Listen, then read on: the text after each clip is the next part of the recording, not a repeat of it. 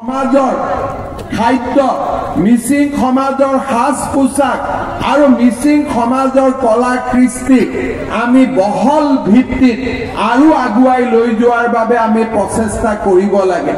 Hornbill ফেষ্টিভেলে নাগালেণ্ডত যেনেকে এক প্ৰাণৰ স্পন্দন গঢ়ি তোলে, সেই ধৰণে মিচিং যুৱ মহোৎসৱে এই কাৰেং চাপৰিৰ লগতে সমগ্ৰ মিচিং অধ্যুষিত অঞ্চলবিলাকত এক নতুন ৰূপলৈ লৈ যাব পাৰে।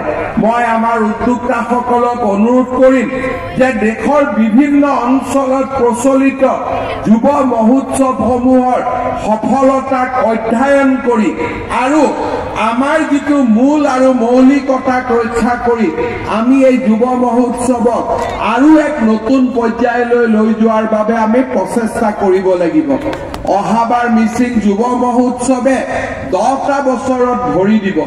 মই বিশ্বাস কৰোঁ যে লাহে লাহে এই কাৰেং চাপৰি অঞ্চলটোত যুৱ মহোৎসৱৰ লগত খাপ খোৱাকৈ আমি ইয়াক নিৰ্মাণ কৰিব লাগিব।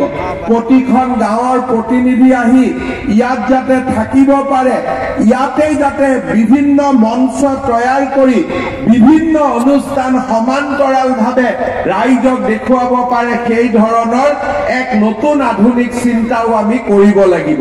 আৰু এই ক্ষেত্ৰত আমাৰ ৰাজ্য চৰকাৰৰ পৰা যিমান সহযোগিতাৰ প্ৰয়োজন হ'ব আমি কিমান সহযোগিতা আগবঢ়োৱাৰ আজি আপোনালোকক প্ৰতিশ্ৰুতি দিছো।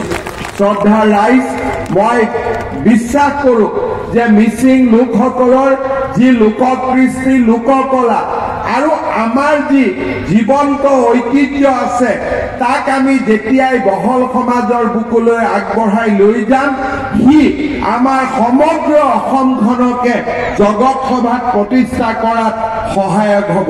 মই আজিৰ এই দিনটোত পুনৰ এবাৰ PMPকে নেতৃত্বত ধন্যবাদ জনাইছো। আৰু আজিৰ অনুষ্ঠান উপভোগ কৰিবলৈ অহা আটাইকে মই পুনৰ এবাৰ অভিনন্দন জনাইছো।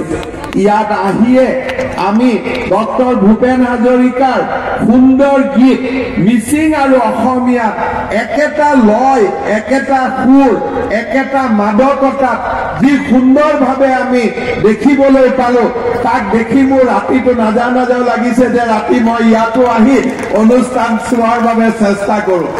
এইবাৰ মই নোৱাৰিম, কিন্তু আজিয়ে মই ভুৱন পেগুক কৈ থৈ গৈছো যে যেতিয়া 10খন যুৱ মহোৎসৱ অনুষ্ঠিত হ'ব, এদিন সম্পূৰ্ণ নিশা মই ইয়াতে থাকি এই যুৱ মহোৎসৱ অনুভৱ কৰিম।